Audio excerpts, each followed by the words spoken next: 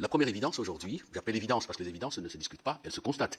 Vous avez le fait que depuis 2022, l'armée rwandaise est présente sur le territoire de la RDC, armée et munitions, participant aux opérations militaires en soutien, en nombre de troupes et en équipement, en munitions, tout ce que vous voulez, à un mouvement rebelle. Cela s'appelle en droit international une agression. Une autre évidence, c'est que cette agression a provoqué, vous l'avez rappelé, Monsieur le Président, à juste titre, des déplacés de guerre. Aujourd'hui, en fait, nous battons le record. Et cette agression est venue donner encore de l'intensité et même de la vitesse au pillage de ressources de la RDC, les ressources minières particulièrement dans la partie concernée, les provinces du Nord et du Sud Kivu. Une quatrième évidence, c'est peut-être, on n'en parle pas tellement, c'est la destruction de l'écosystème, de l'environnement. C'est très important. Vous savez que la région du Nord Kivu, c'est une région riche en biodiversité, notamment en ce qui concerne le parc qui est là, en ce qui concerne d'autres minerais et tout ça. Donc c'est une région qui protège beaucoup l'humanité et qui nourrit notre économie. La dernière évidence, et là, je n'ai même pas envie d'insister parce qu'il y a eu le Conseil aux droits de l'homme des Nations Unies qui s'est réuni il y a quelques mois à Genève, c'est la violation massive des droits de l'homme. Viol, recrutement d'enfants soldats, mauvais traitement, torture et même jusqu'à maintenant, ça continue. Il y a eu beaucoup d'initiatives qui ont été prises par la communauté internationale, qu'elles s'appellent Nations Unies, qu'elles s'appellent l'Union Européenne, qu'elles s'appellent l'Union Africaine, en tout cas, de ce côté-là, ça n'a pas séché. On peut dire grosso modo que ces initiatives se cristallisent dans, à l'heure actuelle, la résolution 2773 du Conseil de sécurité qui était votée jusqu'au mois de février. Ça se cristallise aussi dans ce qu'on appelle processus de paix du Rwanda et de Nairobi, on va en parler. Ça se cristallise aussi, c'est d'actualité fraîche, dans les différentes sanctions qui ont été prises au niveau des États, au niveau de l'Union européenne. Les Nations Unies, jusque-là, quand il a été saisi depuis longtemps par la RDC, n'a pas encore véritablement pris des sanctions, mais a donné des orientations contraignantes, à tous les moins, dans la résolution 2773. Alors, le défi, nous semble-t-il, c'est la mise en œuvre effective de ces résolutions et de ces sanctions pour qu'elles produisent des résultats escomptés. De ce point de vue, manifestement, le rendez-vous n'est pas tenu parce que, vous le savez, le Rwanda continue ses attaques, continue j'allais dire, ses expéditions de conquête des espaces économiques en République démocratique du Congo. Qu'est-ce que nous sommes venus faire ici? Pourquoi nous sommes là? Nous sommes là parce que la France est un pays membre permanent du Conseil de sécurité. Vous comprenez le poids de la France dans le processus décisionnel au niveau du règlement des conflits internationaux, pour ne pas dire de la gestion des affaires internationales. Nous sommes là aussi parce que la France, depuis que nous avons l'indépendance, est un partenaire important. Qu'est-ce qu'on dit là? Un partenaire traditionnel. Nous sommes là également parce que la France a pris sur elle, je ne dis pas le poids, la responsabilité d'être la plume de la RDC depuis 30 ans. Parce qu'en fait, la situation actuelle, c'est la quatrième agression du Rwanda contre la RDC. C'est la France qui propose un ensemble de décisions pour utiliser les termes des résolutions sur la RDC au niveau du Conseil de sécurité. Et nous sommes là enfin parce que il y a une langue que nous partageons. Oh, tu dis, c'est pas langue seulement, c'est la langue véhicule. C'est une vision du monde, c'est une pratique de la vie, une certaine conception de relations, bref, c'est une culture, évidemment, dans la perspective de la multiculturalité qui caractérise la francophonie. Et nous avons des valeurs, la démocratie, que vous avez résumé chez vous, liberté. Nous avons en commun l'état de droit, qui, à l'interne, vous traduisez certainement par l'égalité des citoyens. Et à l'échelle internationale, la solidarité, que vous traduisez chez vous par la fraternité. Donc ce sont des valeurs que nous partageons, et quelque part nous allons en parler, il y a quand même des problèmes. Nous sommes en train de nous poser des problèmes sur ces partages-là. Le vécu de nos valeurs, au niveau de l'OIF, nous pose à nous Congolais des problèmes. Nous attendons de nos collègues sénateurs d'user de ces instruments qui sont à notre portée, qui sont classiques, mais qui ne restent pas moins efficaces. Pour faire quoi? Obtenir effectivement l'application de la résolution 2773 du Conseil de sécurité des Nations Unies. Je n'ai pas de la peine à revenir sur ça parce que la plume est là, je suis devant la plume. Nous attendons de vous également que, au niveau des institutions européennes, là la France joue un rôle, je le dis, je n'invente rien. Ce sont plutôt des responsabilités que ce qui a été adopté d'abord par le Parlement européen, ensuite par le Conseil des ministres, qu'au niveau de la Commission, ça devienne effectif. Et nous attendons de vous. Il y a des perspectives, des résolutions qui ont été prises au niveau d'autres institutions internationales, mais qui ont de l'importance. Prenons la 37e session extraordinaire du Conseil des droits de l'homme des Nations Unies qui a pris, il n'y a pas longtemps, des résolutions portant création de la mission d'établissement de faits qui devra se déployer, si ça n'a pas encore commencé, incessamment en RDC, dans leur procédure. C'est un peu comme chez nous au Parlement, mission d'information. Après l'établissement de faits arrive l'étape de la commission d'enquête. Et donc dans la programmation du Conseil, cette mission devra être opérationnelle. Le dernier rapport sera rendu au mois de septembre, et à partir de ce rapport, on devra créer la commission d'enquête. Donc là, auprès du gouvernement français, je crois que nous espérons que nos collègues vont veiller à ce que cette mise en place de la commission et la suite soit établie. Alors, il y a une autre perspective qui est tracée par la Cour pénale internationale. On va organiser dans quelques semaines, au mois d'avril, une conférence internationale sur la question du droit de l'homme en RDC. Et à l'issue de la conférence, il est prévu la création d'une cour pénale spéciale pour les crimes commis en RDC pendant cette période. Là aussi, c'est un travail important parce que l'impunité, d'une part, une priorité au niveau de la communauté internationale, au niveau des Nations Unies en particulier, mais assurer l'impunité, c'est un pas qu'on n'arrive pas encore à franchir, on ne peut franchir ce pas, qui est dans la justice. C'est pour cela que j'ai rappelé notre valeur commune, l'état de droit. Donc là, il y a une initiative. Il y a également un élément important, et nous sommes satisfaits de voir qu'au niveau de l'Assemblée nationale et au niveau du Sénat, les parlementaires français interpellent sans cesse les ministres des Affaires étrangères pour faire le point de cette affaire de cessez-le-feu. L'unanimité est là, tout le monde a demandé le cessez-le-feu, j'en ai dit un mot en passant, on a l'impression qu'on demande pour que ça ne soit pas fait. Donc, il faut absolument, au niveau parlementaire, nous puissions veiller, parce que nous sommes les élus des peuples et des collectivités et des provinces, collectivités locales et des provinces, donc nous sommes des mandataires politiques et démocratiquement élus, nous souhaitons qu'on puisse veiller à cela. Qu'est-ce que nous souhaitons obtenir aussi de la France, de nos collègues parlementaires français? Il y a le problème de l'OIF, j'en ai parlé. Deux mots, la démission, l'inaction de l'OIF. Dans un conflit qui oppose deux États membres, un conflit qui provoque une tragédie pour un peuple. On nous dit que nous sommes le plus grand pays francophone du monde à travers les langues des locuteurs, et un conflit qui viole de manière flagrante le droit international. Aucune initiative, une déclaration, il y en a eu. On va parler de l'APF, il y en a eu. Mais une initiative de terrain, rien du tout. Au Canada, la dernière assemblée générale de l'APF, nous avons pris des résolutions. On a prévu une mission de bons offices. La mission ne s'est jamais déployée jusqu'à aujourd'hui. Et donc, cette inaction nous scandalise. Votre pays a fait le choix, et c'était son droit le plus absolu, de ne pas investir dans une armée telle qu'on peut le considérer dans nos pays, et de s'appuyer à la fois sur des milices et aussi sur des forces étrangères, bien sûr mandatées dans un cadre que vous avez pu évaluer, et notamment les FDLR qui sont issus des génocidaires rwandais. Et ma question est de savoir que par rapport aux résultats qui sont malheureusement très contrastés, et on le voit bien, et vous l'avez évoqué aussi sur la situation actuelle, envisagez-vous, par rapport à tout ça, et en dehors même de tous les processus de paix engagés, de modifier votre stratégie sur le terrain? La difficulté qui a été peut-être celle de votre pays a été de pouvoir avoir un contrôle de ces ressources, notamment minières, avec un juste retour pour les autorités centrales et le gouvernement du pays. Y compris dans le Kivu, nord ou sud, il y a des exploitations qui sont engagées par des groupes étrangers, des groupes canadiens et des groupes chinois. Il semblerait que certains d'entre eux, malgré la situation sécuritaire très compliquée qu'il y a aujourd'hui, continuent leurs travaux d'extraction sans aucune, a priori, difficulté, tout au moins par rapport à la perception de ce qui nous en est dit. Pouvez-vous nous dire quelle est la réalité de la situation par rapport à cela? Et parce que ces enjeux d'exploitation des ressources sont aussi sous-jacents, et le contrôle d'exploitation de ces ressources sont aussi sous-jacents par rapport à la situation sécuritaire qu'il peut y avoir donc sur le secteur. Et donc, et selon vous, comment faire pour faire de telle sorte que les ressources liées à ces exploitations donc, puissent mieux profiter à votre pays et puis mieux assurer les éléments relatifs au développement de celui-ci? Et donc, comment est-ce que nous pouvons, au niveau français et peut-être européen, eh bien, vous apporter un soutien dans vos réflexions, dans les besoins que vous pouvez exprimer. Et le dernier point, le Rwanda joue une carte très forte, justement, avec la capacité de déployer son armée bien au-delà de ses frontières, sur l'ensemble du continent africain, en rendant des services à un grand nombre de pays. Et pour cela, eh bien sûr, ce pays a besoin de financer, d'équiper, de payer ses soldats, ce qu'ils font très bien. C'est une armée qui est plutôt performante, mais qui fait qu'un grand nombre de pays, peut-être, préfèrent regarder ailleurs par rapport à ce qui se passe sur votre territoire, pour pouvoir bénéficier des services rendus par l'armée rwandaise dans un nombre, disons, de pays.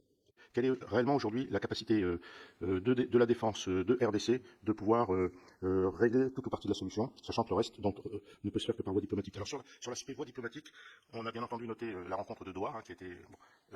Est-ce qu'on peut avoir une idée du contenu de ce qui s'est dit à Doha? Et puis, ce qui est intéressant quand même, c'est de voir que le Qatar investit considérablement au Rwanda, mais investit également en RDC. Donc en fait, c'est un bailleur commun, hein, et donc ça, quand on a des intérêts communs, c'est plus facile d'aider à régler les problèmes. Bon, et puis on a vu la puissance de négociation des Qataris ces dernières années et ces derniers mois. Hein. Après, juste un petit point concernant, comme on l'avait vu hier, vous avez deux guerres en fait. Hein. Vous avez la guerre aujourd'hui, hein, avec le risque d'éclatement que l'on connaît, mais vous avez aussi la guerre du développement. Parce que aujourd'hui, avec 120 millions d'habitants, avec 7 millions de réfugiés, demain en 2050, avec 200 millions d'habitants, vous avez un défi vraiment majeur de développement. Et si ce défi n'est pas réglé, au travers d'une politique vraiment très volontaire d'inclusion, on retrouvera un pays qui sera en grande difficulté dans 25 ans.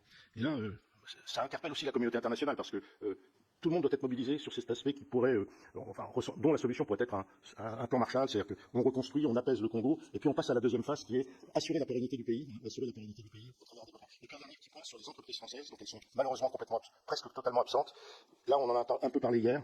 Il faudrait vraiment renouer des contacts pour rendre un peu de séduction pour le pays. Et je rappelle, dernier point, c'est la convention fiscale que l'on attend, hein, qui est en cours de négociation depuis plusieurs années, hein, qui serait vraiment souhaitable de finaliser. Merci, Monsieur le Président, de votre exposé liminaire. Le président Tshisekedi a réaffirmé la semaine dernière son intention de négocier un accord minier avec les États-Unis, en évoquant un partenariat gagnant-gagnant. Pouvez-vous nous dire où en sont les discussions dans la concrétisation de cet accord et quel regard portez-vous sur ce partenariat? Quelles pourraient être les répercussions éventuelles sur le conflit? Merci. Non, le Congo n'a pas choisi de ne pas investir dans l'armée. Il n'y a pas au monde un État responsable ou des dirigeants responsables qui peuvent faire ce choix-là. La défense est une des conditions sine qua non de l'existence de l'État. C'est pour ça qu'il y a un commandant suprême et tout ce que vous connaissez. Nous n'avons pas choisi non plus de travailler avec de groupes armés. C'est très important, chers collègues, qu'on ait des précisions là-dessus. Brièvement, l'armée congolaise, dont a hérité le président Tshisekedi, c'est une armée composée bien sûr d'hommes et de femmes déterminés, courageux, mais une armée qui a été, je n'hésite pas, totalement démotivée, neutralisée et infiltrée. Vous connaissez cette affaire des accords, mixage, brassage et tout, et tout. L'AFDEL arrive, tout le système de défense a été détruit. Ce n'est pas bon ou mauvais, mais c'est un constat que je fais. Il fallait refaire. Et quand Laurent Désiré Kabila s'est mis au travail, ça n'a pas fait longtemps, il est parti, il a été tué. Et après, vous connaissez, parce que nous sommes à la 4e agression du Rwanda. Le président Tshisekedi arrive, il essaie de reprendre les choses à main. Mais il ne faut pas oublier, chers collègues, il y a eu cette affaire d'embargo, qui par la suite était devenue l'obligation de déclarer les armes et les munitions qu'on achète. Je ne sais pas si un État peut créer une armée dans ce condition-là, sous embargo. Et plus important, ce n'était pas que les achats des équipements et d'armes, la formation. La résolution du Conseil de sécurité pendant au moins 10 ans interdisait à la RDC d'être assisté pour former les militaires. Et c'est maintenant, au moment où le président Tshisekedi change de leadership militaire, paf, le Rwanda s'aperçoit que bon, là ça va changer, nous sommes en guerre. On ne produit pas sur des claquements de doigts un militaire. Le militaire, c'est une culture, le militaire, c'est un état d'esprit, le militaire, c'est un état physique aussi. Et notre armée a à faire face, je n'ai pas créé des incidents diplomatiques, à une multitude d'armées classiques, une multitude de bandes armées. Ce n'est pas une excuse, c'est une explication objective. Bon, chez vous ici, je m'excuse, je ne vais pas vous heurter, mais c'est la vérité, nous sommes des parlementaires. Il y a eu des résistants. Hein, vous connaissez les résistants en France. Les résistants n'étaient pas des bandes, je ne sais pas armées, non. Ce sont des citoyens français qui, à un moment crucial de l'histoire de la nation, ont décidé de résister à l'ennemi. Quand vous entrez dans un village, au Nord Kivu, vous tuez, vous pillez, vous violez, est-ce qu'on peut interdire aux Congolais de s'organiser de cette façon? Qui travaillent avec nous, ne sont pas différents des résistants que vous avez connus. Je ne connais pas de procès contre les résistants ici. Peut-être que je connais très mal, de manière incomplète, l'histoire française. Ce n'est pas souhaitable. Mais la défense est un instinct naturel de tout homme qui vit. Voilà la réalité. Les efforts sont faits, mais quand les efforts sont faits pour l'armée, en même temps vous adressez de cette manière-là, ça n'est pas facile. Ça n'est pas facile. Ça fait longtemps. 94, je crois, le génocide. Quand ça vous fait 94, 6 plus 25, ça vous fait combien? 31 ans. Et plus d'une fois, le Rwanda est venu au Congo. Avec l'AFDEL, avec le RCD, avec l'autorisation du gouvernement congolais à l'époque du président Joseph Kabila, pour maîtriser l'FDLR. Avec le président Tshisekedi, nous avons commencé une action commune et nous avons rapatrié, avec l'aide au commissaire des Nations Unies aux réfugiés, plus de 5000, dont les FDLR et leurs dépendances. C'est parce que le président Kagame n'a pas voulu qu'on poursuive la coopération. On est arrivé. Et combien sont-ils restés? C'est résiduel. Qu'à cela ne tienne. Maintenant, là, au moment où nous parlons, chers collègues, le président Lourenço, il a obtenu un résultat très important. Lequel? On a adopté un plan de démantèlement des résidus de l'FDLR. Ça, c'est vrai. On s'est mis d'accord sur un programme de retrait des troupes rwandaises et appelle l'assouplissement de mesures de défense. Tant pis. Mais maintenant qu'il arrive le moment de signer cet accord, pour qu'on commence l'opération de démantèlement de ces résidus-là, le Rwanda, disons, moi je ne signe pas. Comprenne qui pourra. Et au moment où nous parlons, est-ce que le Rwanda parle encore de FDLR comme avant? Non, parce que le problème est économique.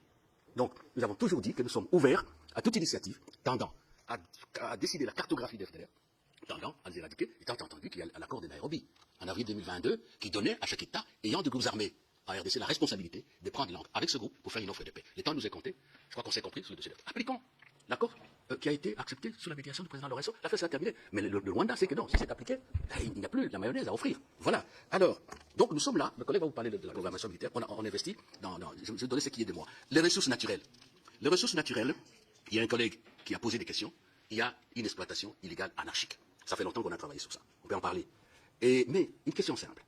Est-ce que vous ne trouvez pas, c'est la question de l'absence de l'État, notamment du fait de la guerre, qui favorise, quelque part, cette exploitation devenue très anarchique. Et dans le passé, et nous sommes des parlementaires, il y a eu des perspectives qui ont été ouvertes, dans fait proposition, nous la RDC, à la communauté internationale, notamment la bonne application des guidelines de l'Union européenne. Il y a une institution, j'ai oublié son nom à venir, qui a élaboré des directives pour suivre, pour faire la traçabilité de l'exploitation des ressources naturelles. Nous n'avons pas cessé de demander à nos partenaires la coopération au niveau douanier, la coopération au niveau des systèmes bancaires, pour justement essayer d'endiguer ce mal. Et nous-mêmes, nous prenons des décisions. Donc le mal est là, mais il faut rétablir l'État. Et c'est pour cela que vous comprenez qu'on ne laisse pas le Kivu tranquille, notamment par le Rwanda, parce que le Rwanda, il est de ça, dans notre satellite, c'est l'occasion de parler du pétrole. que l'Union européenne a signé parce que nous apprenons depuis quelques jours qu'au niveau de l'Union européenne, il y a des États qui estiment cette arme. Il faut l'attaquer. Ah non. Nous avons signé avec vous, avec l'Union européenne, un MOU bien avant le Rwanda, peu après l'arrivée du président Tshisekedi. Et nous vous en parlons parce que nous étions de l'affaire. Nous avons fait proposition. Ça n'a pas été attaqué. Paf, l'Union européenne, si. Le reste, vous le connaissez. Gagnons du temps. Mais nous avons fait une dernière proposition. Cette année, dans l'année passée au mois de mai. Elle est laquelle? Nous avons proposé à l'Union européenne la mise en place de comités conjoints des experts de l'Union européenne et de la RDC pour étudier toutes les questions liées à la traçabilité des produits miniers congolais qui sont acheminés sur le marché européen. Deux, pour voir quelles sont les dispositions pratiques pour que le MOU que nous avons signé avec lui soit mis en œuvre. Comme ça, vous sortez de la zone de minerai de sang. Et nous avons écrit, nous n'avons pas de réponse jusqu'au moment où nous parlons. Nos experts sont prêts. Voilà une proposition concrète, nous ne savons pas pourquoi l'Union européenne a saisi les continuités. Donc cette question-là aussi, elle est cruciale. Et nous continuons à dire, c'est que nous comptons sur vous, que vos gouvernements ne s'engagent pas dans le recel. Ce n'est pas normal, c'est contraire aux valeurs de civilisation qui sont les vôtres. Capacité de développer, la question de l'armée, vous allez l'aborder tout de suite là, parce qu'il y a beaucoup de questions. Capacité de développer le besoin d'équiper l'armée, il va en parler. Solution diplomatique. Oui, aucun État ne peut accepter la guerre. Et ne perdons pas de vue, collègues, que la guerre se passe chez nous. C'est nous qui sommes victimes de tout ce que nous déplorons. Violation de droits de l'homme, pillage, et tout. Est-ce qu'il est normal que nous ne refusions le dialogue? Mais est-ce qu'il est normal aussi que nous ne défendions pas? C'est ça. Nous pensons qu'aujourd'hui, le président Lorenzo a déjà obtenu 2 acquis. Et nous inscrivons totalement dans ces 2 acquis-là. Le processus de Nairobi, je vous ai dit, c'est une décision qui a été prise par les chefs d'État de l'EAC, East African Community, Comité d'Afrique de l'Est, au mois d'avril. Et nous en savons quelque chose parce qu'on était dans la sauce, dans la cuisine. Il est clairement dit que le dialogue entre les pays qui ont des groupes nationaux armés au Congo doit se faire. Et c'est comme ça que le président Tshisekedi a amorcé à Nairobi des contacts avec les groupes armés. Je ne dirais pas de simples contacts, des consultations. On est arrivé au Nairobi 3. Au Nairobi 2, l'R23 qui était là est parti. Le Rwanda a dit, pas question de traîner les armes. Nous attendons Nairobi 4. Dès qu'on convoque Nairobi 4, les dialogues continuent. Et on ne voit même pas comment se pose le problème du dialogue. Parce qu'au lieu de signer d'accord sur le bilatéral, parce que n'oubliez pas que le président Lorenzo, Luanda, c'était pour gérer les relations entre le Rwanda et la RDC. C'était la mission qu'on fait au président Lorenzo. Mais ce n'est pas le dialogue interne. Le dialogue interne, c'est Nairobi. C'est pour cela que nous disons à RDC. Et le Parlement, consulté par le président, nous avons donné feu vert au président de faire en sorte que le retrait de tout rwandais se réalise, le démantèlement des FDLR, selon les plans convenus. Ce qui ne signifie pas que nous sommes responsables du génocide rwandais. Rappelez-vous les rapports de la commission Paul Kiles, de l'Assemblée nationale, qui a dit que ce sont les Rwandais qui ont tué les Rwandais. Ici, c'est chez vous. Donc comprenez-nous bien. Donc nous n'avons pas de problème. Mais qu'on ne sorte pas avec de fausses raisons. Doha. Qu'est-ce qui se passe? Aujourd'hui, il était contestable que la glace qui s'est érigée entre le président Tshisekedi et le président Kagame a pris de l'épaisseur. Ça devient dur. Et je crois qu'à ce stade, je suis à ce stade, parce que notre président a toujours dit, et il a raison, que le vrai interlocuteur, c'est le Rwanda. Et alors qu'à Doha, parce qu'on a bien expliqué, des relations avec les 2 États, donc ça donne à Doha la capacité de servir au rapprochement. Doha, donc l'émir, a entrepris des démarches pour briser la glace, il n'est pas encore brisé, mais au moins elle est fissurée. Et il faut lire le communiqué conjoint, la déclaration de Doha, pas celle faite par le Rwanda, qui est une déclaration tripartite. Doha accepte, appuie, apporte le soutien à Nairobi et à Luanda pour dire clairement, voilà ce qu'il y a, il n'y a pas de mystère. Alors, la question des réfugiés. La traçabilité, j'ai parlé de la traçabilité, la question des réfugiés. Au mois de mai de l'année dernière, à la demande, à l'initiative du président Félix-Antoine Tshisekedi, le haut commissaire des Nations Unies aux réfugiés a réuni les ministres des Affaires étrangères de l'époque, qui est devant vous, et la ministre chargée des urgences, la ministre rwandaise, à Genève, pour traiter de ce dossier. Nous avons traité du dossier, on a repris les accords antérieurs, on a mis dans le pipeline une programmation des activités. Ça a été signé. Si on savait, j'allais vous appeler ça. Les réunions se sont poursuivies à Nairobi, et lorsque est arrivé la réunion à Goma convenue, les Rwandais ils sont allés à Addis Abeba. Et ça se bloquait. Nous avons dit, le président Tshisekedi a dit, ok, ce sont nos compatriotes, il faut qu'ils reviennent. Mais vous savez, collègues, qu'en vertu de la Convention de Genève, je crois de 1941 ou 50, j'ai oublié la date, le rapatriement est d'abord volontaire. Le rapatriement suppose également que les conditions du départ sont modifiées et que les réfugiés eux-mêmes décident de revenir. Ce qui fait que nous avons fait une proposition. Notre proposition était simple, parce que ce sont des Congolais et ce sont des compatriotes qui sont là, accepter le Rwanda, accepter que les autres Congolais de leur village, les chefs coutumiers et le reste, viennent de leur parler pour qu'ils se mettent d'accord sur les conditions de retour. C'est ce que nous avons dit. Et le Rwanda n'a pas accepté, le processus est interrompu. C'est simple. Revenons à Genève. Collègues, vous êtes ici, vous pouvez. C'est cela documenté à Genève, le document existe. C'est simple comme bonjour. Et voilà. Et donc, ce que je peux vous le dire par rapport ah oui, avec les États-Unis. Non, moi je ne sais pas pourquoi on fantasme ou on prend cela autrement. Les États, quels qu'ils soient, coopèrent. Ils signent des partenariats. Et tout État qui a de moyens, il fait le marketing de ses ressources, de ses capacités technologiques, naturelles et tout. Je vous apprends que le rapprochement pour les accords, pour les investissements, ne date pas de M. Trump. En décembre, lorsqu'il y a eu il y a 2 ans, la rencontre États-Unis-Afrique, il y a eu des accords que nous avons signés avec les États-Unis, notamment concernant l'industrie de batteries électriques au Katanga. Les États-Unis se sont associés à l'accord de base de la Zambie et la RDC avaient signé. Donc, de la même manière, nous demandons aux Européens, et même aux Africains d'Afrique du Sud, aux Asiatiques, de venir investir au Congo, nous le faisons avec les États-Unis. Il n'y a aucune raison objective qui puisse faire qu'on ne le fasse pas. Et le résultat par rapport à la crise, c'est évident aussi. On ne coopère pas pour rien. On coopère pour résoudre ce problème interne. Si le revenu obtenu des États-Unis, ou le partenariat, qui pour nous c'est une règle d'or, le président l'a répété, ce gagnant-gagnant, peut aider à équiper notre armée, peut aider à exercer une magistrature d'influence pour obtenir de M. Kadame qu'il arrête ses aventures tragiques et meurtrières, pourquoi pas? Où est le problème? On fait avec n'importe quel pays au monde, moi je ne vois pas pourquoi ça doit poser de problème. Et voilà. Donc moi je crois que c'est l'essentiel. Allez-y, Monsieur le Président. Oui, il y a un collègue qui a parlé de la capacité du Rwanda avec son armée, le Rwanda qui est dans des missions de paix en fait. On a déjà entendu ce discours, mais c'est extrêmement dangereux. Le fait que le Rwanda ait des militaires, participe aux opérations de maintien de la paix dans le monde, ne lui donne pas la licence de violer le droit international, de tuer et de piller. Je suis dans le pays de la Révolution française. Je suis dans le pays de l'OIF. Ce n'est pas possible. Et tenez-vous bien, chers collègues, l'Afrique de l'Ouest a des populations transversales. Si un Peul a un problème, ou des Peuls en Guinée, les Peuls qui sont au Sénégal, vont-ils dire oui, le Sénégal va dire oui, moi j'interviens. Nous avons des tribus, de communautés transversales avec la Zambie, avec l'Angola, avec la Tanzanie, et ainsi de suite. Quelle serait l'Afrique si on institutionnalise les interventions des États au motif que les membres des communautés qui sont seulement seraient martyrisés, seraient persécutés? Ce qu'il faut d'ailleurs, parce qu'on ne peut pas être persécuté en ayant des officiers militaires, des généraux, en ayant des membres du gouvernement.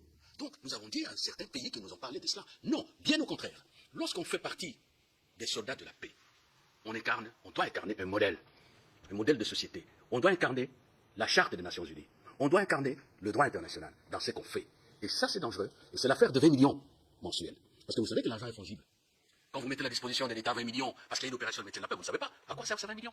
Les armes qu'on achète. Nous, on nous a dit à l'époque, il faut déclarer toutes les munitions que vous achetez. Toutes les armes. Les Rwandais, ça n'a pas été le cas. Donc, c'est très dangereux de développer ce genre de conception. Tout le monde doit travailler pour la paix et la sécurité internationale. C'est comme ça qu'en 1945, on a créé les Nations Unies après la Société des Nations. Nous sommes des parlementaires, des pays démocratiques, des pays qui croient à l'état de droit. Je crois que nous sommes d'accord sur ça et arrêtons ça.